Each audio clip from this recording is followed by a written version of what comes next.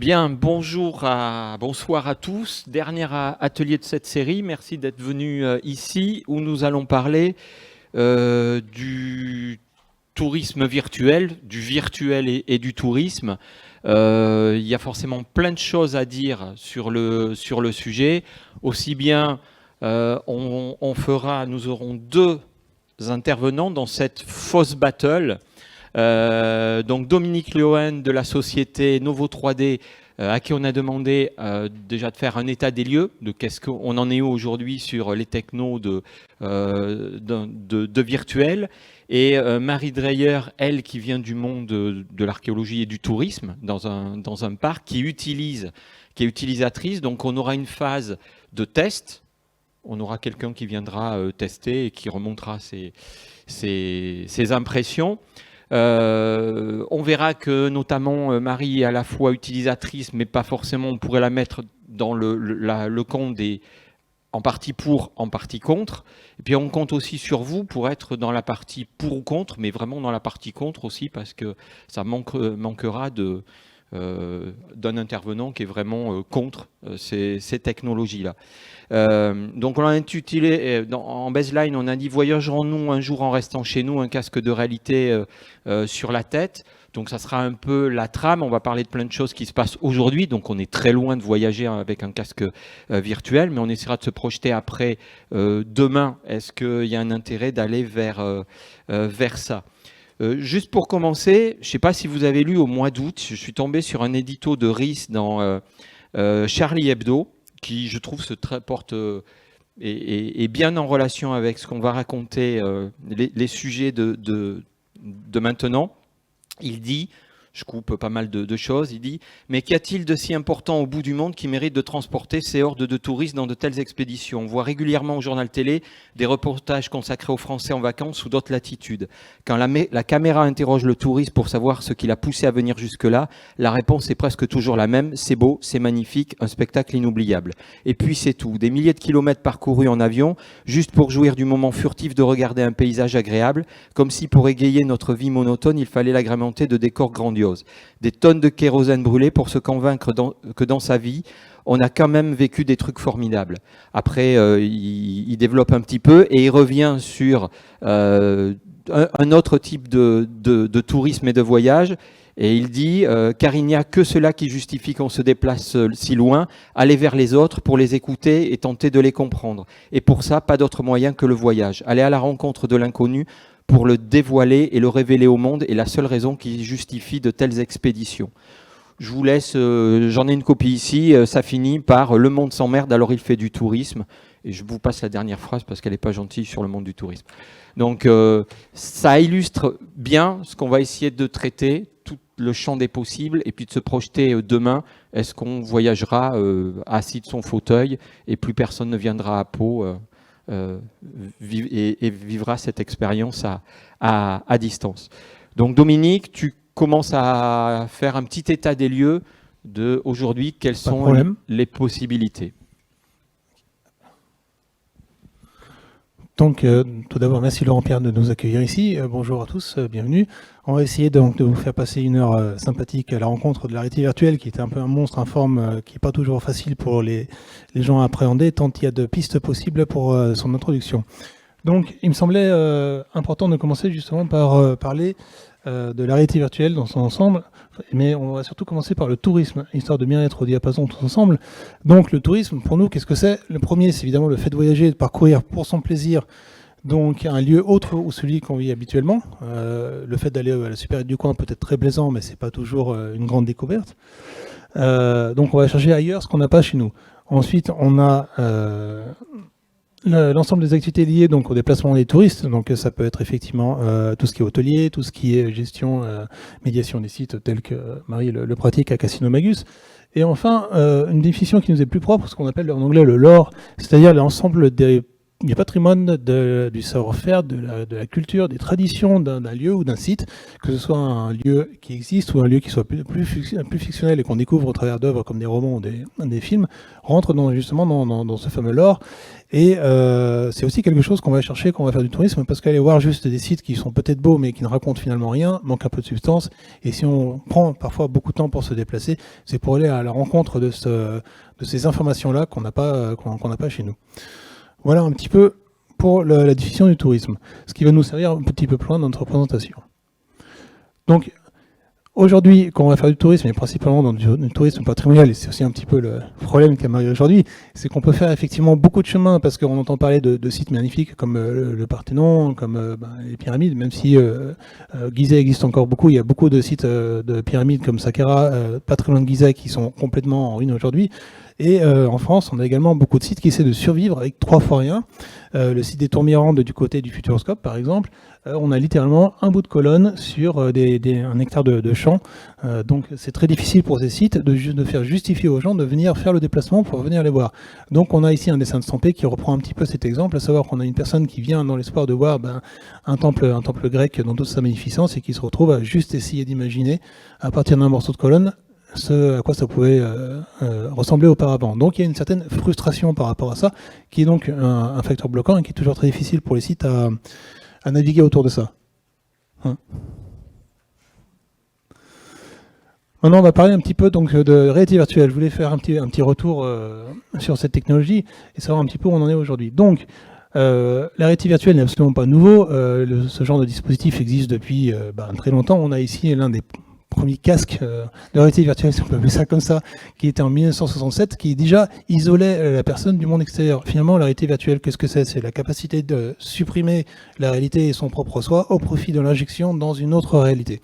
Donc là, on avait un des premiers prototypes qui était, effectivement, qui remplaçait un petit peu l'audition et la vision au profit d'une autre réalité. Je ne sais pas pour les boutons et les manettes s'il y avait quelque chose de vraiment de retour en vibration comme on peut l'avoir aujourd'hui, mais on avait donc cet appareil. En 90, j'ai eu le privilège d'être à Londres pour pouvoir essayer donc une nouvelle forme de réalité virtuelle qui ressemblait plus à ce qu'on voyait dans les films de science-fiction à cette époque-là, c'est-à-dire quelque chose qui était encore très grossier à base de triangles. Et effectivement, j'avais droit à un univers qui était fait de quelques triangles verts sur fond noir. Il fallait faire preuve d'une bonne dose d'imagination pour se dire « Mon Dieu, je suis attaqué par des oiseaux géants » ou peut-être des dragons, ou peut-être on ne sait pas, c'est peut-être des théières. Mais bon, ça bougeait. Et c'était nouveau, donc c'était assez fabuleux, mais en termes de représentation, on était encore très très loin du compte. Et est arrivé en 2013, le casque qu'on voit sur la droite de l'image, qui est donc l'Oculus DK1. L'Oculus DK1 est un casque qui a été très très fortement financé sur Kickstarter à l'époque. C'était plusieurs millions de dollars qui ont été rassemblés, avec la promesse justement d'avoir de la réalité virtuelle, très bon marché, mais qualitatif, donc au service du joueur. Le casque a beaucoup évolué depuis, mais ça a été vraiment le point d'entrée dans ce qui est aujourd'hui la réalité virtuelle et qui a permis de remettre au goût du jour ces technologies qui n'avaient jamais vraiment décollé, mais qui n'étaient jamais vraiment mortes non plus, et de commencer à partir de là. À partir de cette première version, il y a eu le DK2, et puis il y a eu d'autres versions, d'autres constructeurs se sont lancés là-dedans, et on a commencé à voir arriver beaucoup d'appareils de plus en plus perfectionnés pour arriver... Oui, je viens, merci. Pour arriver donc à un embranchement qui est d'un côté donc les casques qu'on appelle à fil, c'est-à-dire qui sont reliés en permanence à un ordinateur pour profiter de la puissance de calcul de l'ordinateur, et les casques donc autonomes. Alors on vient d'assez loin de ce côté-là. Ici vous avez sur l'image donc le Google Cardboard qui était ni plus ni moins qu'un assemblage en carton dans lequel on insérait un téléphone et le téléphone faisait tout le travail de captation de l'environnement et le calcul de l'image, donc en stéréoscopie. Avec la limitation des téléphones de l'époque, autant vous dire que c'était pas folichon en termes d'image, mais encore une fois, c'était les débuts, et c'était des explorations qui étaient passionnantes. Aussi, l'intérêt du cardboard, c'est que ça coûtait littéralement 8 €, et on pouvait aussi le trouver gratuitement. Donc c'était une autre forme de démocratisation de la VR au profit d'un public qui restait encore dans la capacité peut-être de s'acheter des appareils un petit peu complexes. À droite, on a le Gear VR. Le Gear VR n'était ni plus ni moins qu'une copie en plastique, cette fois un petit peu plus solide, de la version carton de Google, fonctionnait qu'avec uniquement un téléphone Samsung, ce qui lui a permis d'avoir un certain succès, mais en même temps ça faisait toute sa limitation. L'avantage avec le Gear VR, c'était la manette également, qui permettait enfin d'avoir un petit peu d'interaction avec les scènes, et donc d'avoir une forme d'immersion plus poussée par rapport à ce qu'on pouvait avoir avec une VR qui était uniquement, comme on peut l'avoir par exemple dans Google Street View, quelque chose qui est finalement très passif. Or, l'intérêt de la réalité virtuelle, c'est de pouvoir immerger les gens, et il n'y a pas de meilleur moyen pour immerger quelqu'un que de le faire interagir avec l'environnement dans lequel il se trouve.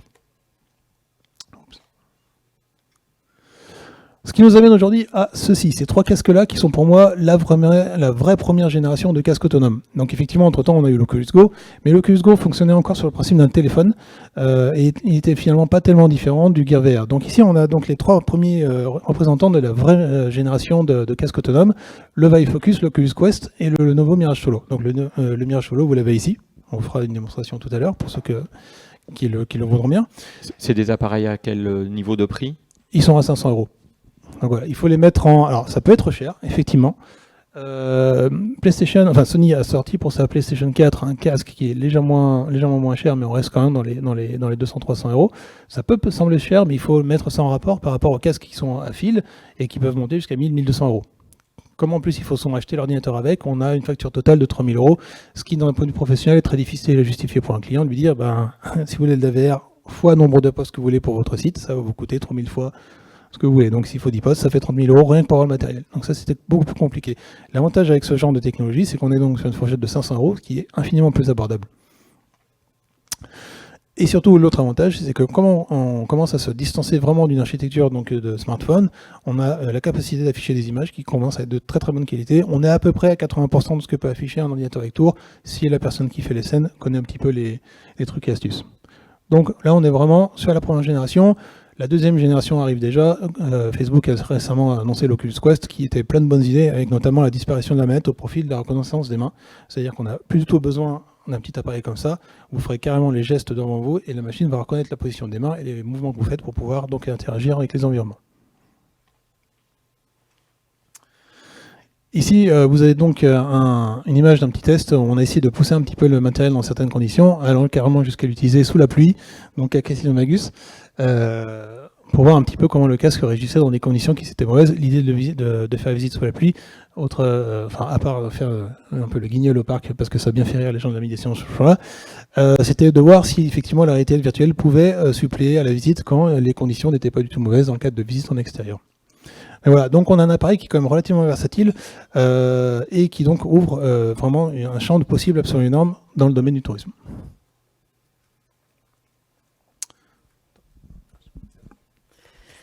Alors, on va passer sur une partie nettement moins technique.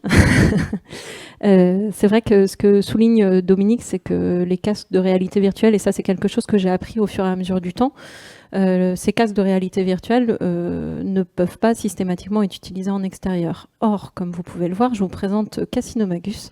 Donc un site, c'est un parc archéologique sur lequel je travaille depuis 3 ans en tant que responsable de site, qui est sur une surface de 15 hectares, sur lequel on a un certain nombre de vestiges.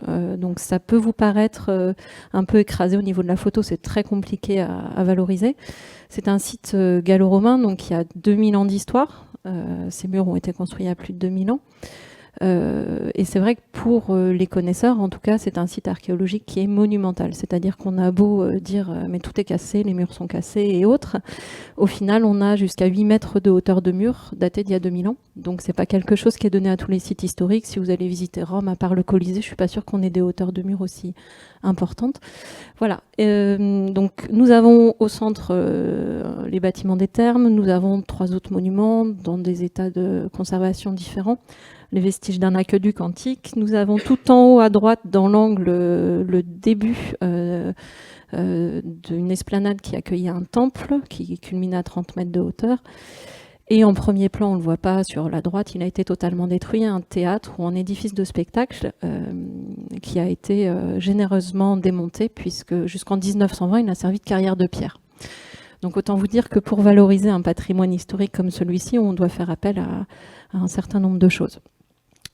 Donc Dominique Luen a fait connaissance avec ce site avant moi, puisqu'en 2012 il a commencé à vouloir travailler donc sur le temple justement, qui est un édifice comme je vous le disais qui faisait 30 mètres de hauteur, et ensuite travailler donc avec le département de la Charente qui est propriétaire du site. Donc nous sommes en quelque sorte locataires, hein, nous avons la gestion du site en tant qu'entreprise privée gestionnaire de site. Et donc, il a souhaité remettre au goût du jour donc, les données scientifiques avec les archéologues du site qui travaillent encore sur place. Hein. Tous les ans, on a des nouvelles découvertes. Enfin, c'est assez passionnant. Et donc, il a travaillé sur une reconstitution 3D, donc une espèce de maquette virtuelle du temple. Et suite à notre arrivée sur le site en 2017, donc avec un appel d'offres qui nous demandait de travailler sur le numérique, il faut savoir qu'Angoulême est un pôle numérique très important, avec un ensemble d'entreprises qui sont regroupées au sein du pôle Magélis, donc avec des technologies de pointe, le lycée de l'image et du son, enfin vraiment un pôle intéressant et intelligent, donc avec lequel on travaille en réel partenariat. Et donc, de ce fait, en 2016, le département a sollicité Archéotransfert, donc qui est une cellule du CNRS. Alors, là, ça démarre tout seul, je ne sais pas. Une cellule du CNRS et de l'Université de Bordeaux, qui en fait, sur une base de ressources scientifiques, donc ça, c'est les plans du site des relevés archéologiques, qui ensuite va être utilisé sur une base de photogrammétrie, donc c'est des procédés scientifiques, afin de permettre de remonter les murs, de recréer en fait un environnement en 3D, en 3 dimensions, à partir de bases de vestiges en fait qui sont parfois juste à quelques centimètres du niveau du sol. Alors je ne sais pas si on va avoir la vidéo qui est très intéressante à voir. La malédiction des vidéos, voilà. Je ne sais pas s'il y a une malédiction à Pau. Sinon... Donc en fait, l'idée d'Archéotransfert, c'est une cellule mixte CNRS Université de Bordeaux, si je ne me trompe pas, c'est ça, Dominique, c'est de pouvoir travailler sur un but scientifique, en fait, de pouvoir vraiment restituer pour les scientifiques ces images.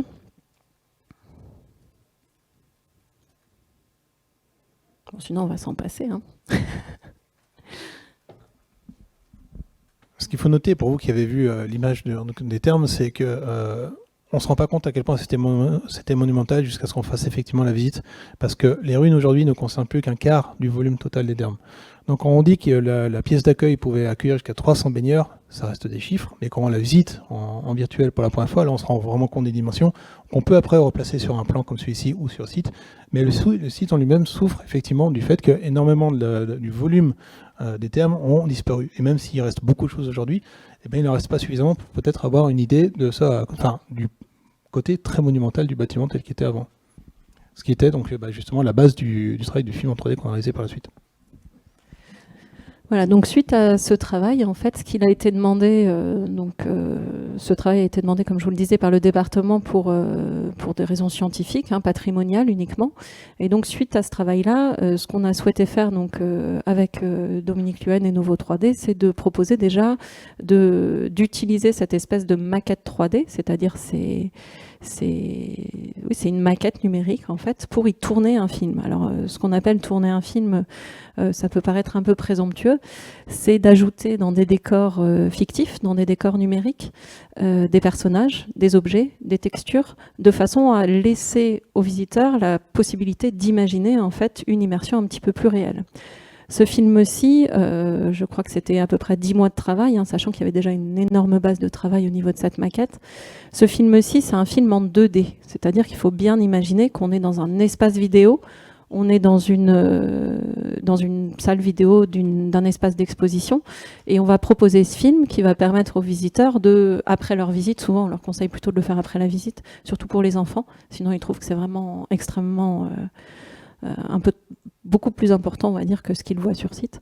Donc ce film permet déjà une première immersion. Voilà, alors je ne sais pas si on va y arriver. L'idée, ça aurait été de vous montrer un résultat du film suivant.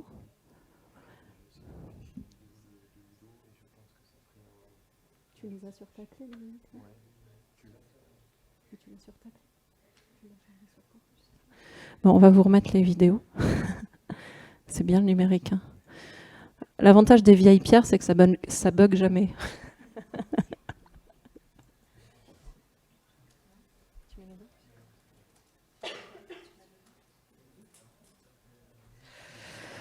Voilà, donc en fait, la question de la réalité virtuelle, l'avenir du tourisme, donc vous allez le voir à travers ces 2 vidéos, tout simplement pour ma part, comme pour, je dirais, la majeure partie des gens qui sont dans la situation d'un site détruit, en tout cas assez peu visible, c'est de valoriser ce patrimoine invisible. Donc le valoriser Donc lorsqu'il est détruit, c'est le rebâtir, donc partiellement ou complètement.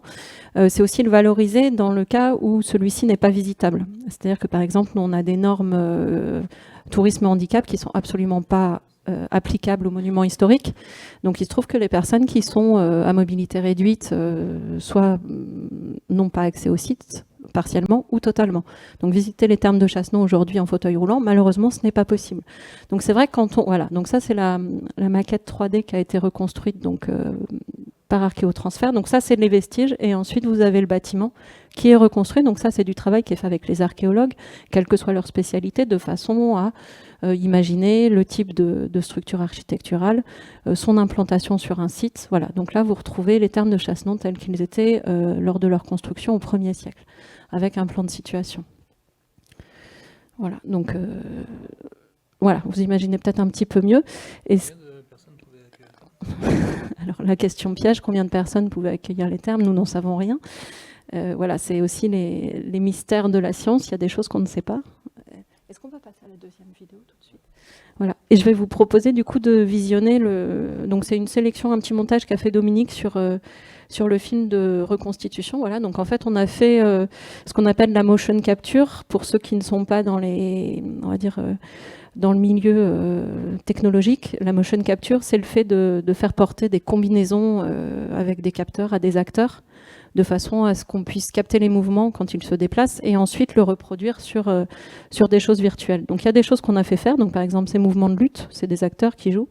Il y a d'autres pour lesquels c'est plus facile puisque c'est statique. Voilà. Mais on reproduit les décors, il faut savoir qu'il y a une qualité scientifique extraordinaire. Par exemple, là, sur cette pièce-là, je me souviens très bien avoir dit à Dominique, il n'y a pas assez de lumière dans cette pièce. Oui, mais Marie, à cette heure-là, le soleil est à tel côté, la fenêtre fait telle taille, et donc le soleil ne peut arriver que sous cet angle-là, etc. Donc il y a des choses qui scientifiquement, voilà, peut-être qu'en termes d'exploitation commerciale de site, on a envie de faire plus beau. Et dans la réalité virtuelle, il y a quand même une rigueur scientifique, je pense, qui est à noter, qui fait extrêmement plaisir aux archéologues, puisque leur parole est parole d'église pour une fois. Voilà, ce qui souvent est le cas, mais parfois on a tendance à dire on n'a pas toutes les informations et les archéologues vont aussi nous aider quand même à émettre des hypothèses. On a été coincé à plusieurs reprises sur le film par manque d'informations scientifiques, il nous manquait des informations. On a émis des hypothèses avec l'accord des archéologues. Donc ça permet de valoriser des choses à leur juste valeur. Et donc autant la communauté scientifique est une cible annexe en termes de visiteurs pour le site comme le nôtre et pour d'autres sites, autant c'est vrai que notre cible principale, donc le visiteur, le touriste qui vient sur notre territoire de Charente-Limousine, va profiter de ces technologies-là en termes de nouveautés. Voilà. Donc ce film que vous avez vu, je pense que bon, c'est un petit détail, mais ça permet quand même une immersion dans le temps de l'histoire. Donc dans le temps, ça fait bouger. Voilà, une immersion dans le temps de l'histoire. Donc on peut s'immerger par les personnages. Alors hop, voilà donc. Je fais ce que je peux. Je savais que j'avais une malédiction avec le numérique, mais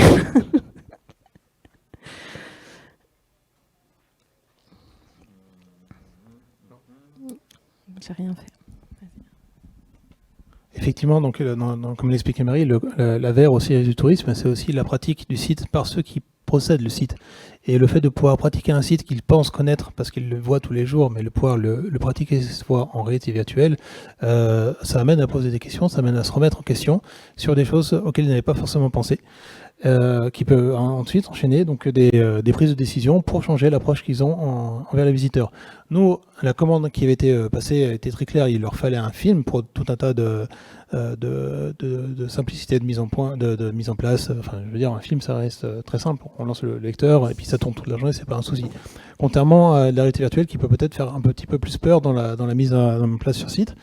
Mais ça a laissé une envie d'aller plus loin et de réutiliser le travail qui a été fait pour le film, peut-être cette fois dans une visite totalement libre en immersion.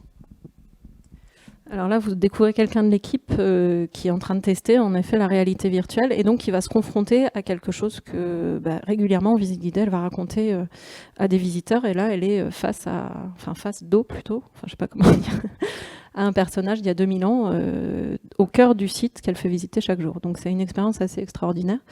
donc qui permet vraiment d'avoir des interactions. Donc voilà, il faut imaginer, on n'est pas sur quelque chose de statique, on se déplace vraiment. Donc là, on a une pièce qui fait plus de 40 mètres carrés, hein, bien plus que ça, 60 mètres carrés. Et donc, on va pouvoir se déplacer à droite, à gauche, etc. en faisant attention, hein, parce qu'on a des escaliers, on a des murs. Mais ceci dit, les murs sont tellement bien placés que quand on s'arrête devant le mur virtuel, en fait, on est devant le mur antique.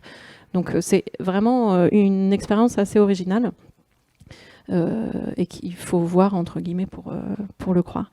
Voilà, ce que je souhaitais dire, c'est que nous aussi, ce sur quoi on va utiliser ce potentiel-là, c'est tout simplement sur la promotion du site. Donc là, vous avez nos plaquettes, nos brochures de promotion, donc de 2017. Nous ne l'avons pas puisque c'était assez basique, c'était la reprise en main du site. 2018, donc outre les événements, le plan du parc que vous apercevez. Au niveau des nouveautés, donc la nouveauté, c'était en effet notre film de reconstitution en images de synthèse, qui était quand même bien mis en avant. C'était un beau budget, mais c'était un très beau travail je dirais, pour initier cette numérisation et ces futures visites virtuelles.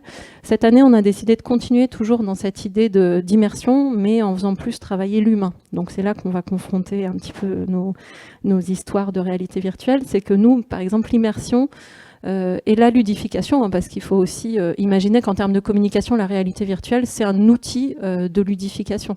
Quand on parle de réalité virtuelle sur un site historique patrimonial, les gens ils viennent parce que c'est une nouveauté, mais parce que ça a l'air sympa, parce que les vieilles pierres ne les intéressent pas.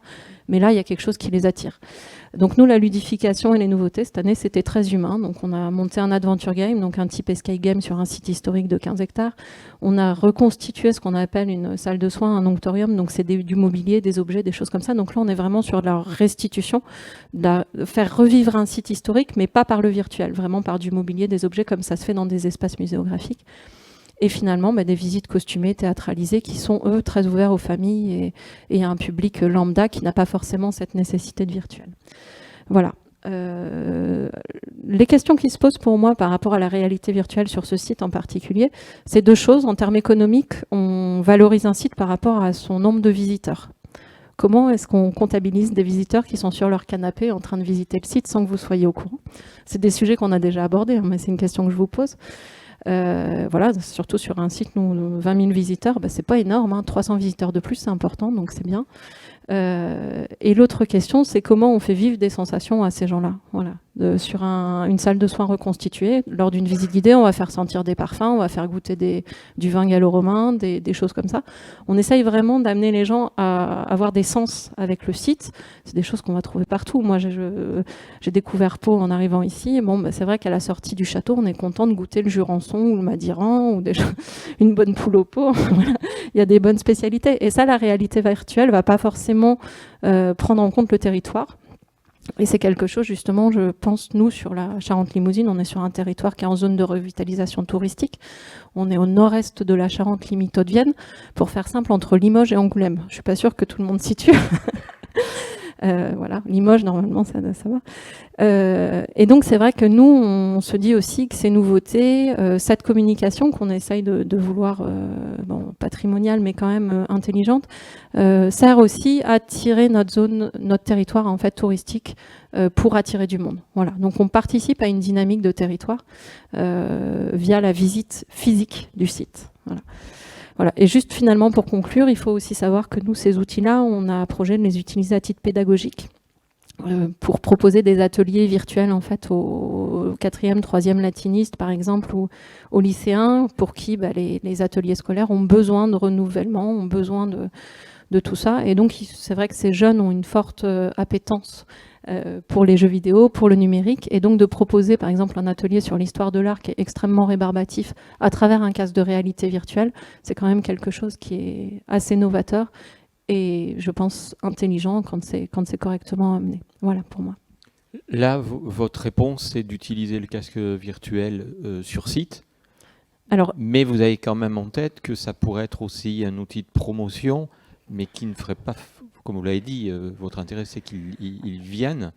Alors, on n'est pas sur une problématique de tourisme de masse où on déporterait. Non, pas du tout. Mais vous en êtes où de ce curseur entre plutôt communication et puis déporter et plutôt uniquement sur site? C'est tout d'un côté ou... on est plutôt... moi, je suis assez convaincue que c'est plutôt un outil de valorisation délocalisé en fait, dans la mesure où déjà il n'est pas certain que l'intégralité des termes soit reconstruite très rapidement, de la même manière que notre film de reconstitution en images de synthèse ne représente pas les 12 pièces du site, parce que ça serait très long et pas forcément intelligent, intéressant en tout cas. Je pense qu'une réalité virtuelle qui permette de valoriser ce patrimoine-là permet en effet à la fois d'être un espèce de teaser du site et de faire venir les gens. Donc récemment, il y a eu un article, on en parlait tout à l'heure dans le magazine Beaux-Arts, donc qui traite plutôt de l'actualité artistique, mais aussi patrimoniale, et qui disait qu'environ 90%, je crois, des personnes qui profitent de la réalité virtuelle pour découvrir une œuvre d'art ou un site vont de toute manière émettre le souhait de revoir l'œuvre ou le monument vu en réalité virtuelle en réalité. Voilà. Donc au final, c'est plutôt quelque chose. Je pense qu'on a encore besoin de ces sensations et qu'on a encore besoin de se déplacer physiquement. Moi, j'ai ajouté juste un mot là-dessus parce que c'est quand même un point qui est extrêmement crucial, c'est-à-dire que la réalité virtuelle ne doit jamais être un remplaçant total du réel.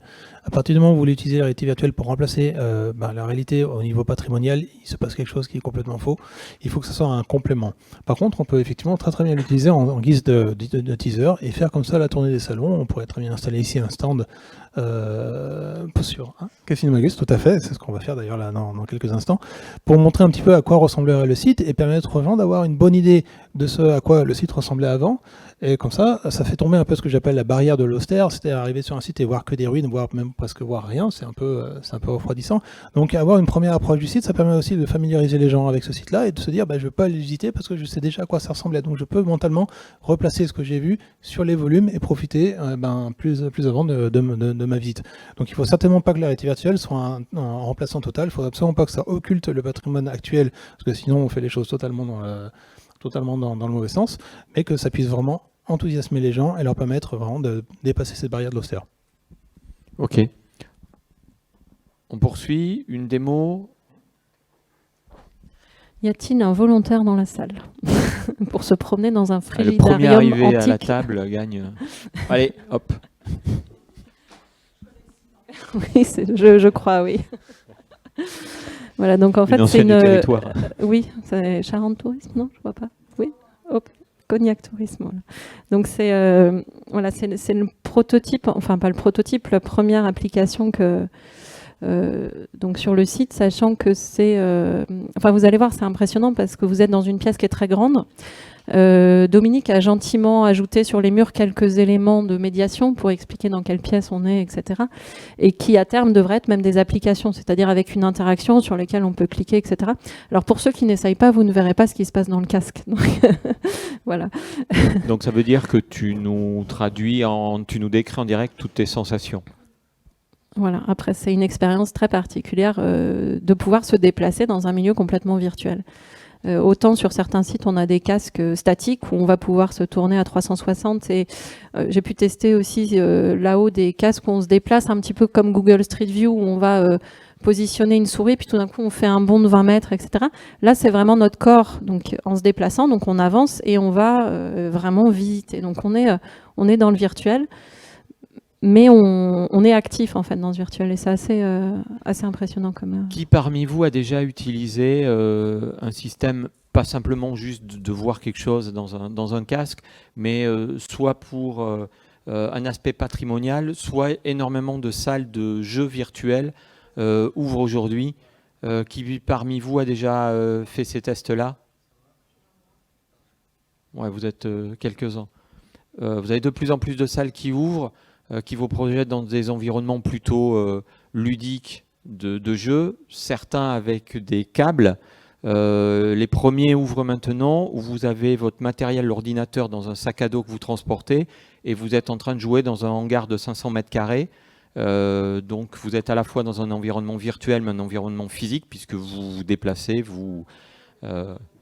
je vous conseille vraiment de tester parce que ça change totalement le rapport à la réalité que vous pouvez avoir et la projection de ce qu'on va pouvoir faire avec ce genre d'outils.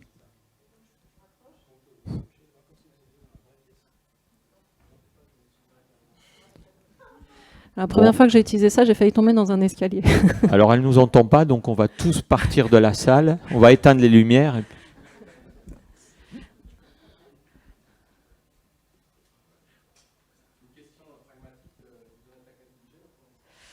Alors pour l'instant, le travail de Dominique Luen, le développement, c'est du bénévolat.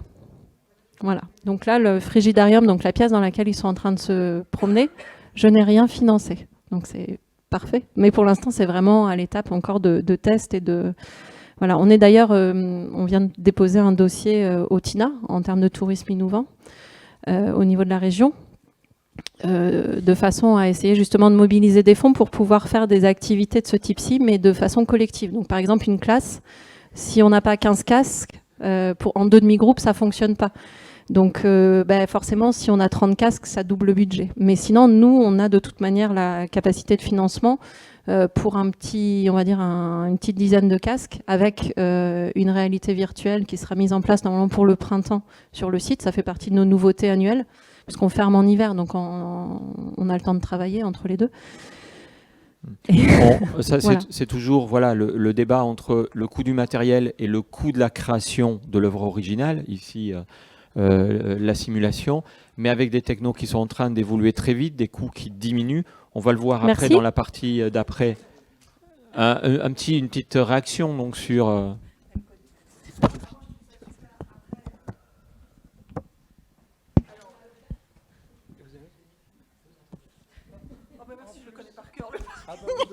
Bon, tiens, tu iras pour moi. Moi, je trouve ça super. Alors, juste, je suis à Albi maintenant, et nous, on a ce projet dans la cathédrale d'Albi, justement pour... alors, nous, les murs sont là avec les peintures, mais l'objectif, c'est de faire la réalité virtuelle pour toucher les plafonds qu'on voit très mal, en fait, et puis avoir cet aspect pédagogique qu'on a là aussi, puisqu'on a des écritures, enfin, des explications de ce qu'on voit sur les murs. Mais alors, du coup, j'ai une déformation, c'est moi, j'ai 3 garçons qui ont une Xbox One. Et moi, ma frustration, alors, mais peut-être qu'on y arrivera ou peut-être que c'est le cas, hein, mais c'est d'interagir effectivement avec ce qui se passe à l'intérieur. Mais ça, c'est peut-être la prochaine étape de la réalité virtuelle, d'être dans un jeu vidéo, entre guillemets, c'est-à-dire voilà, pouvoir écouter. Là, il y avait trois monsieur à moitié nus, d'ailleurs, qui étaient en train de discuter. Non, mais voilà. Mais non, je dis ça si vous voulez y aller voir. Mais donc c'est vrai qu'on a envie de s'approcher et de les écouter parler finalement. Enfin voilà. Voire d'enlever la serviette, mais bon ça. Voilà. Mais non, mais de les écouter parler, et effectivement de toucher, enfin d'être vraiment dans l'interaction. Alors je sais pas si c'est possible à l'heure actuelle, voilà, tout à fait, et d'être dans une sorte de jeu vidéo finalement et d'interagir, voilà. Voilà, tout à fait. Oui. Mais du coup, moi, je trouve ça super. Enfin, moi, je suis archéologue aussi, donc j'ai travaillé pendant 15 ans là-dedans, et c'est vrai que c'était nos rêves, il y a 15 ans, de pouvoir faire des anastyloses virtuelles et de se rendre compte, enfin voilà, d'expliquer aux gens comment c'était, parce que c'est des grandes frustrations quand on est sur des sites archéologiques et qu'on a des pierres à 50 cm du sol. Voilà, c'est pas très pédagogique. Et je trouve qu'on a fait un bond énorme, et je trouve que c'est vraiment super ce que vous avez fait. Merci.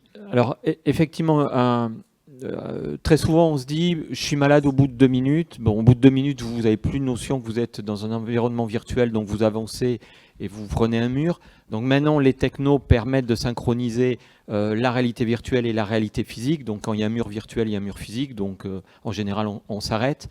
Tout l'aspect malade dans cet environnement qui bouge a tendance à disparaître. Je vous citais des espaces de loisirs dans lesquels vous courez poursuivi par des zombies dans un espace de 500 mètres carrés. Vous courez pendant 45 minutes. Honnêtement, 99% des gens sortent et étaient dans une autre réalité, mais ne sortent pas du tout malades. La progression qu'il y a eu au niveau des casques, du rendu, fait qu'il y a une synchronisation totale entre ce que pense votre cerveau comme étant la réalité et ce qu'il vit.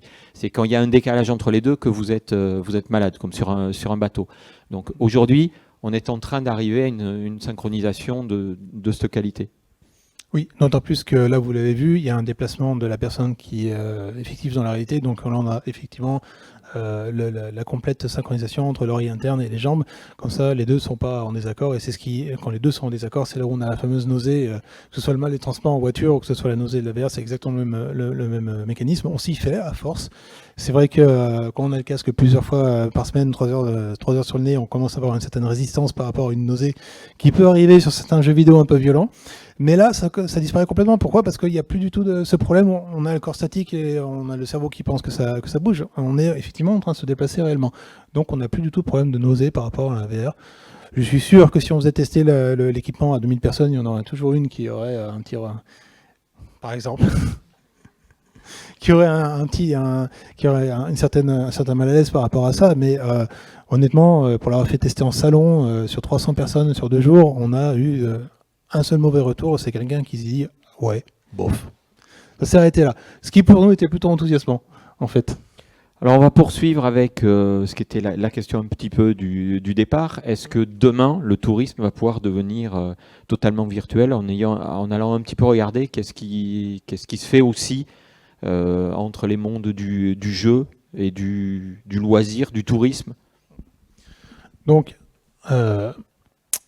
on ne peut pas, comme je l'ai dit tout à l'heure, on ne peut pas supplanter le réel complètement. Le tourisme, avec l'expérience qu'on a avec les 5 sens, restera quand même quelque chose que les gens vont vouloir aller voir. Mais ce qui nous intéresse, nous, c'est d'utiliser la VR pour pouvoir justement aider ce tourisme-là ou utiliser ce que ce tourisme-là ne peut pas proposer. Donc pour l'aider, on a parlé donc justement des teasers, c'est quelque chose sur lequel nous travaillons, on va y venir un petit peu plus tard dans la présentation. Comment arriver justement à vendre des voyages qui seraient peut-être un petit peu difficiles à vendre, ou alors pouvoir aider des voyages qu'on espérait parfaits, qu'on se retrouve dans des situations qui ne le rendent absolument pas parfait, que ce soit un tourisme en masse qui cache complètement les monuments, par exemple quand j'ai pu le vivre en Grèce, on voyait plus des gens que des monuments, ou simplement on fait 3000 km, on arrive sur place, il pleut, c'est dégueulasse, on peut absolument rien voir. On peut avoir comme ça, quelque part, un lot de consolation qui permet quand même d'apprécier le monument, même si, quelque part, on n'a pas eu totalement l'expérience réelle. Mais surtout, ce qui est intéressant, c'est tout ce que la VR permet d'avoir comme expérience qui n'est pas possible du tout d'avoir dans la réalité. Par exemple, on a des lieux qui sont fermés aujourd'hui au public pour raison de dégradation. Si on prend des sites comme Machu Picchu, par exemple, qui sont extrêmement populaires, ils sont également extrêmement dégradés parce que les gens marchent sur les ruines de manière totalement anarchique et que bientôt, il n'y aura bientôt plus rien à voir. Donc, il faut les préserver. Est-ce que ça vaut pas le coup, peut-être parfois, de fermer des sites, comme on a pu le faire à Lascaux où la première grotte a été fermée, au profit d'une copie virtuelle qui soit suffisamment qualitative, de manière à ce que les gens ne se sentent pas lésés par rapport justement au fait de ne pas pouvoir avoir la véritable expérience. Donc voilà, la règle primordiale, c'est ne jamais supplanter le réel, sauf dans le cas où le réel n'est pas possible. À partir de ce moment-là, on peut faire ce qu'on veut, tout en respectant ce qui, pour nous, une autre règle d'or, c'est à savoir les règles des 98%, c'est-à-dire qu'on ne fait pas un jeu vidéo. Si on prend l'exemple d'Ubisoft qui font un travail absolument phénoménal avec la franchise Assassin's Creed, le souci c'est qu'ils font aussi du jeu vidéo. Donc que ce soit dans l'Égypte où ils multiplient la taille des statues par 5 ou que ce soit dans le Paris médiéval où ils permettent aux gens de monter sur le sommet des maisons pour pouvoir après faire le fameux saut de l'ange de l'assassin, c'est bien, mais ça reste du jeu vidéo. Et ce qu'ils vendent, c'est du jeu vidéo. Donc il faut que les gens puissent jouer. Nous, on n'a pas du tout cette approche-là. C'est-à-dire qu'on fait d'abord de l'historique, de la valorisation historique, et après, on fait du jeu vidéo. Le jeu vidéo, pour nous, est la narration pure. Mais d'abord, il doit y avoir cette véracité. Et si la statue faisait 5 mètres, elle doit faire 5 mètres dans la scène. Sinon, aucun intérêt. Sinon, Castelmagus pourrait être peint en rose avec des pots bleus, parce que juste, ça fait vachement cool. On a eu cet exemple avec un jeu fait par la société Crytek, qui ont mélangé de l'art roman avec de l'art déco. Donc ils ont un graphisme absolument époustouflant de cette qualité-là, sauf que les armures romaines, c'est de l'art déco, parce que le gars disait, la personne qui était en charge du design graphique disait que c'était plus cool. Je trouve dommage d'avoir un jeu vidéo qui pourrait servir justement dans l'éducation, qui a un budget à plusieurs dizaines de millions de dollars, qui soit finalement un peu ruiné par le fait que le game designer a dit que c'était plus sympa d'avoir des motifs art déco dans le roman. Bon, c'est comme ça. Donc voilà, donc on a ce devoir donc de véracité par rapport aux données scientifiques. Le chiffre 98% est un chiffre idéal, on ne peut jamais l'avoir à moins d'avoir vraiment des données fabuleuses ou de sites qui existent encore, ça peut arriver dans certains cas. Mais généralement on tourne aux alentours des 70%. On peut se permettre d'extrapoler un petit peu parfois pour boucher quelques trous, mais ce qui est sûr c'est que si jamais on est en dessous de 50% et qu'on se retrouve à faire trop d'extrapolation, c'est bien du jeu vidéo et on peut se remettre en question à savoir est-ce que ça vaut vraiment le coup de faire une restitution du site si ça devient une pure fantaisie.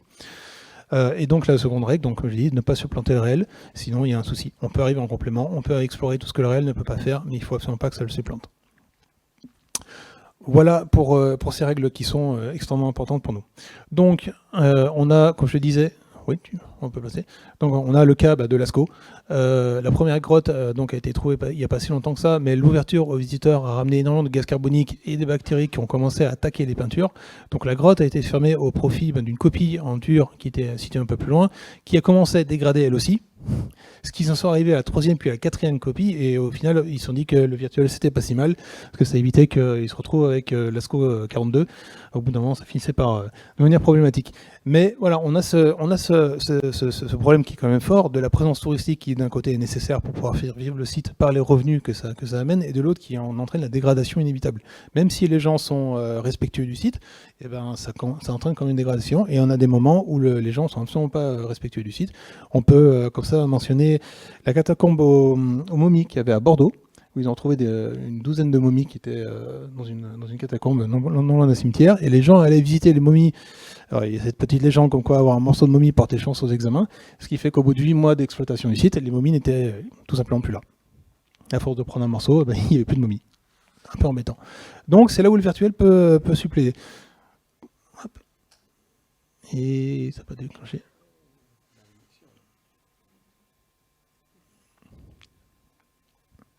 Toujours pas. Bon. Ah, ça y est. On a aussi, donc, comme je vous disais, dans ce qui est d'aider le réel, on a cet exemple donc, avec la tour de Topaka qui est située à Tahiti. On a participé cette année à un concours donc, de valorisation et de services innovants au service du tourisme. Et ce qu'on voulait proposer, c'était la capacité justement de visiter loin de Tahiti un patrimoine tahitien qui est aujourd'hui pas vraiment valorisé sur site. Les gens vont à Tahiti essentiellement pour voir les plages et faire de la plongée, mais ils sont loin de se douter qu'il y a énormément de patrimoine relatif à l'histoire de Tahiti qui existe, qui est toujours visible aujourd'hui. Impossible à visiter parce que je ne sais pas si c'est vraiment visible sur l'image, mais en fait l'échelle de métal qui serait montée en haut du phare est complètement rouillée, donc c'est un véritable danger. On peut quand même visiter le site, mais sa fonction première n'est plus là et on ne peut plus en profiter correctement. Donc l'usage par exemple de casques comme ça permettrait d'avoir à la fois la visite sur site et d'avoir le complément d'information. Et en dehors du site, donc ça peut être en France par exemple, pour pousser les gens à découvrir ce patrimoine de Tahiti, peut-être préférer la visite de Tahiti plutôt qu'à notre site, leur permettre de faire donc ce genre de visite qui leur permettra d'avoir encore une fois une meilleure appréhension du patrimoine tahitien avant de mettre le pied sur Tahiti. Toc. Une autre forme de patrimoine qui est encore complètement inexplorée, c'est l'exploration justement des planètes lointaines, tout ce qui est ce patrimoine trop lointain. Mars par exemple, moi je suis désolé, ça me fait beaucoup rêver d'imaginer pouvoir marcher sur Mars. Peut-être ça arrivera un jour dans la réalité, mais en attendant on est incapable. Mais toutes les données topographiques de Mars existent, on a suffisamment de données pour pouvoir restituer donc l'expérience de visite du site, et on a même des enregistrements audio par un coup du sort, donc on sait même à quoi ressemblent les bourrasques de vent sur Mars. Donc on a toutes les données qui permettraient de faire une exploration de Mars, avec en complément donc ludopédagogique, des explications scientifiques sur pourquoi, comment, la présence du rover à ce niveau-là, qu'est-ce qu'on peut attendre, des extrapolations peut-être scientifiques pour faire rêver les gens. Il y a moyen d'avoir sur des explorations lointaines l'aide de la VR pour pouvoir faire découvrir donc tout ce patrimoine futur, cette fois, au grand public. Un autre exemple qui peut paraître amusant comme ça, mais qui ouvre également beaucoup de possibilités, c'est l'exploration du patrimoine et des lieux qui sont trop petits. Donc, si vous avez un jour vu des photos prises au microscope, on s'aperçoit que c'est un autre monde qui est juste devant nous et qu'on ne peut pas apprécier parce qu'on sommes nous trop gros. Pourquoi pas le visiter en étant microscopique, façon Ant-Man, voir des fourmis de très près. Mais elle est encore une fois beaucoup plus petite et le film l'aborde un petit peu. On a un patrimoine qui est énorme mais qui est totalement inaccessible parce que nous sommes littéralement trop gros. Donc peut-être sommes-nous trop gros ou peut-être trop petits pour aller découvrir l'univers par exemple. Donc la VR là aussi peut permettre d'avoir une forme de tourisme qu'on peut monnayer si l'expérience est suffisamment qualitative avec suffisamment de contenu pour pouvoir découvrir tout ce patrimoine-là qui quelque part fait aussi partie de notre culture. Toc, non, oui, non, non, non, toujours pas. À l'aide. Non.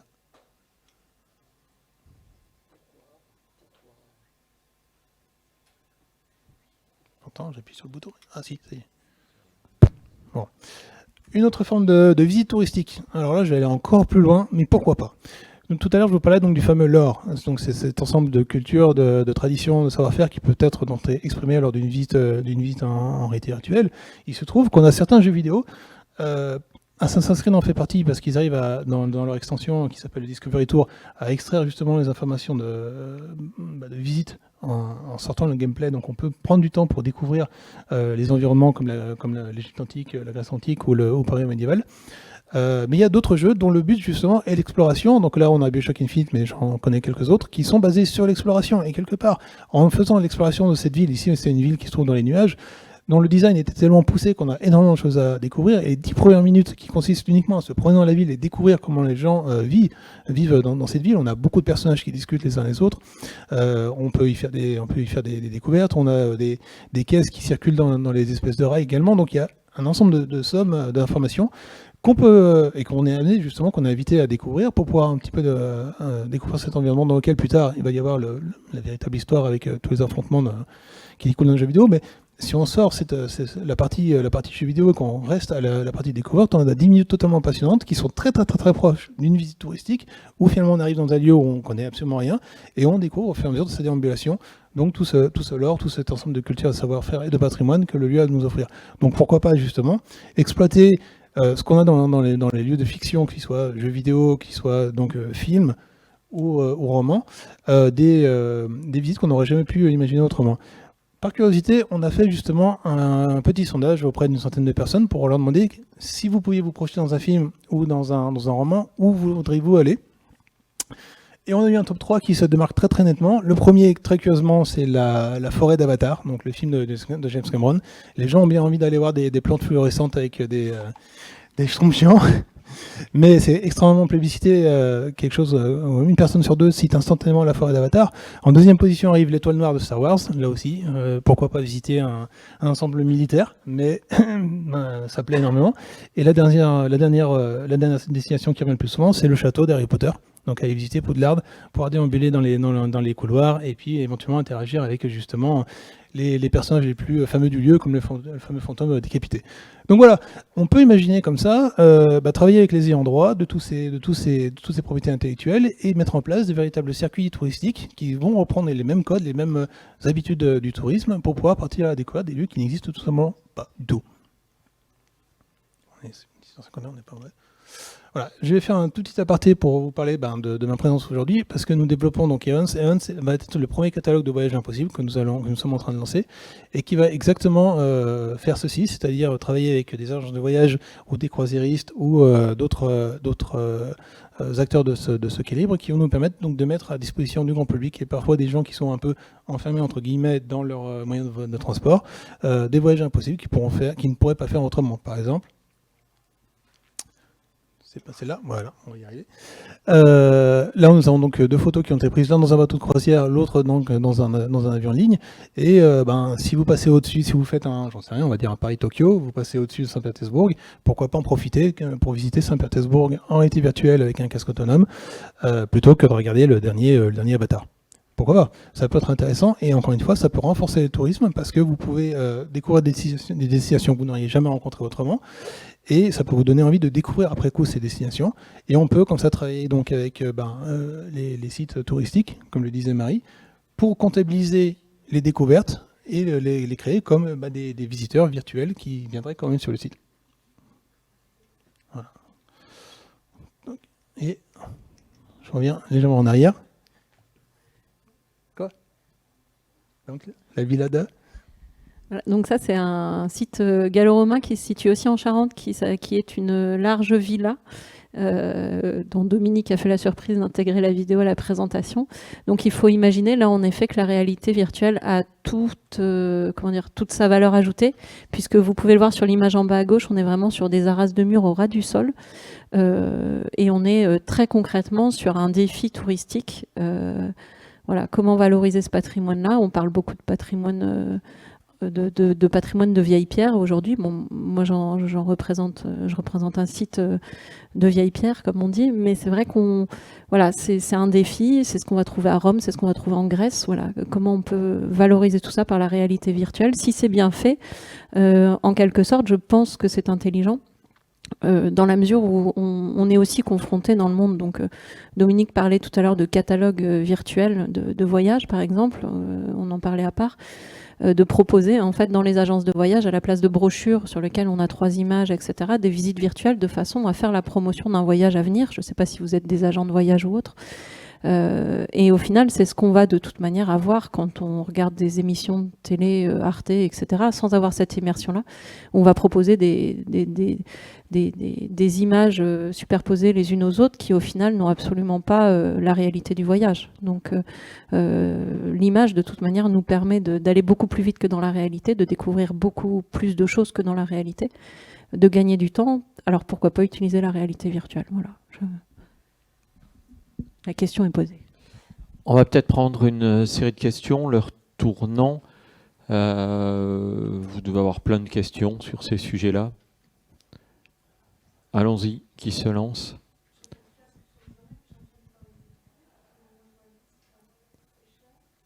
Alors, on va parler des coûts. Là, vous avez dit que c'était, tu as fait ça bénévolement sur la représentation, mais on va mettre le bénévole à côté. Sur ces types de productions, il y a des choses très différentes qui ont été proposées. Tu peux donner quelques exemples de coûts? Alors, le problème du coup de la réalité virtuelle tombe au problème du coup de la 3D de temps réel. La 3D de temps réel, c'est la 3D de jeux vidéo. C'est la possibilité d'avoir un retour immédiat de ce qui se passe sur l'écran, contrairement à un film 3D comme Shrek, par exemple, où c'est de la 3D figée. La 3D de temps réel, donc, c'est du travail d'artisan. C'est-à-dire qu'on a des gens qui vont modéliser les modèles qu'on voit à l'écran, qui vont les mettre en couleur, en texture, et d'autres vont prendre le relais après pour les animer. Donc, c'est un collège de compétences très différentes. Et malheureusement, qui dit collège de compétences très différentes, dit pas mal de gens à payer. C'est vrai que ça peut être relativement coûteux. Il est toujours très difficile de donner vraiment un ordre de prix fixe sur des restitutions en 3D temps réel, tout simplement parce que ça varie en fonction de la complexité du lieu, ça varie en fonction de sa superficie. C'est sûr que si on doit représenter que des cubes sur 1 km², ça coûtera beaucoup moins cher que si on doit représenter un bas-relief baroque sur juste 10 m². Pour vous donner un ordre d'idée, on peut... Alors, après, c'est toujours difficile de s'engager là-dessus, donc je lui mets un petit peu de réserve professionnelle, mais on peut imaginer avoir quelque chose pour 10 000 € qui va nous permettre de représenter un lieu d'une taille d'une grosse maison. Voilà, on a fait l'aérien, donc l'aérien c'était un dancing sur pilotis du côté de Marmande, celui-là on l'a fait pour environ 9 000 €, sachant qu'on avait totalisé l'environnement et la possibilité de voir le site de jour et de nuit, puisque c'était un dancing, il devait vivre de jour et de nuit. Donc on avait vraiment deux versions de la même scène. Un quartier va coûter dans les 20 000 €, un petit quartier. Après, un gros quartier, ça peut monter dans les 70 000, sachant que, je ne sais pas si vous êtes familier avec New York, mais la New York Library, avec tous les bâtiments autour, avait coûté à peu près cet ordre de prix-là, sachant que ça inclut les véhicules, les personnages automatisés qui marchent, sachant que c'est jamais les décors, parce que juste faire des décors, c'est pas très intéressant, il faut qu'il y ait de la vie.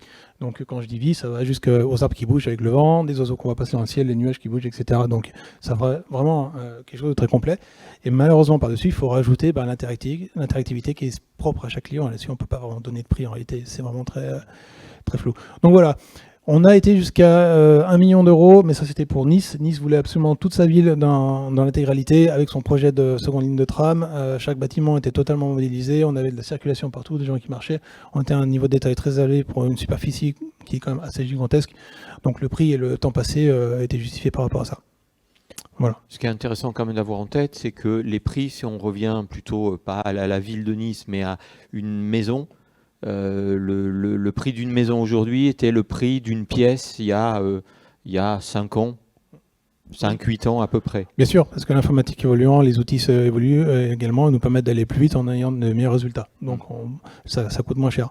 Et donc ce que je disais tout à l'heure, c'est qu'effectivement, il y a encore quelques années de ça, on était coincé avec des casques donc à fil très contraignants et qui coûtaient le prix de l'ordinateur plus le prix du casque. On était sur un ticket à 3 000 €.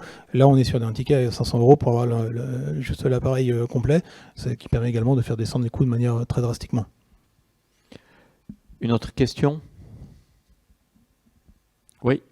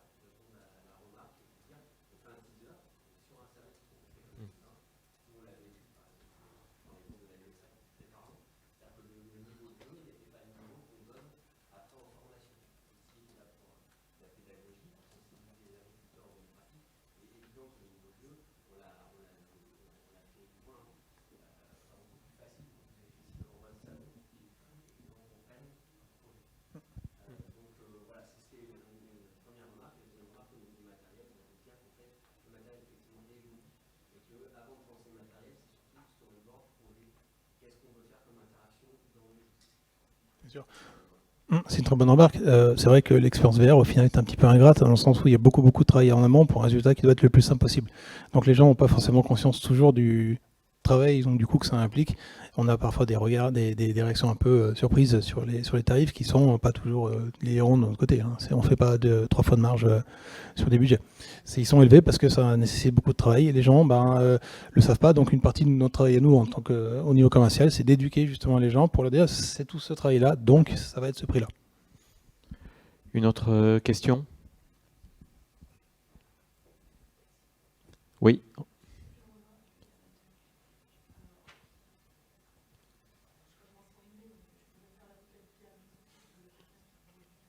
Il fallait une battle, merci.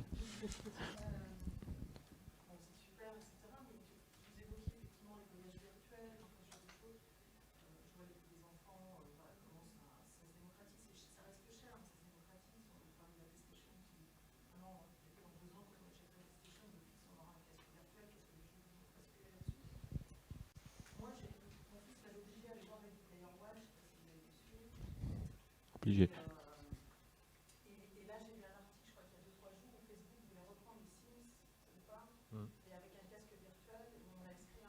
Horizon.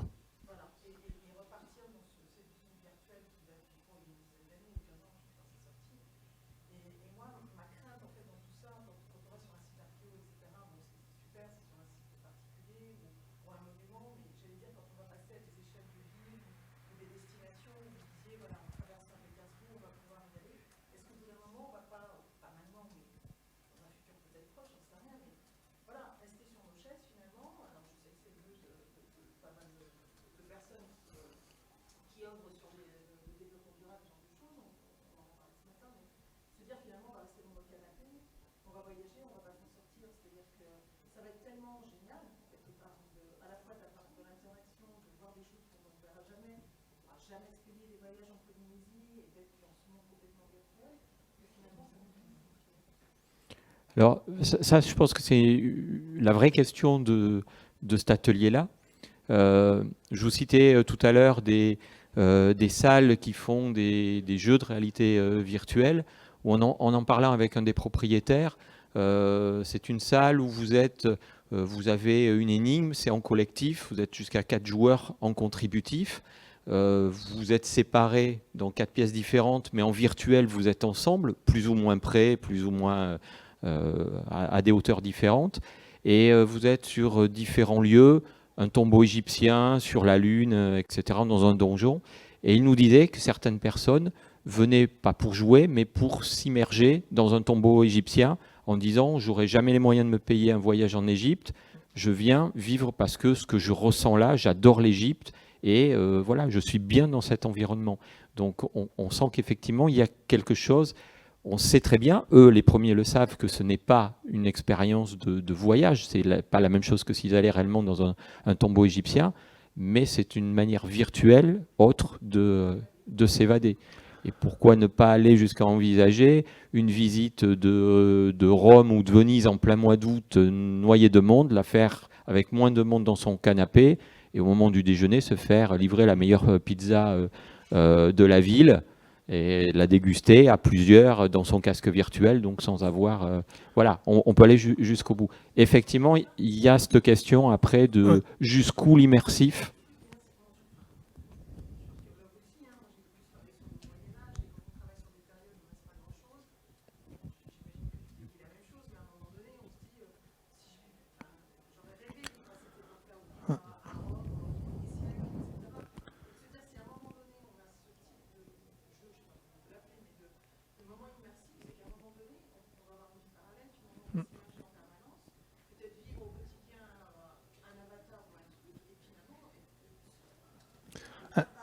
Alors, je vais pas vous rassurer.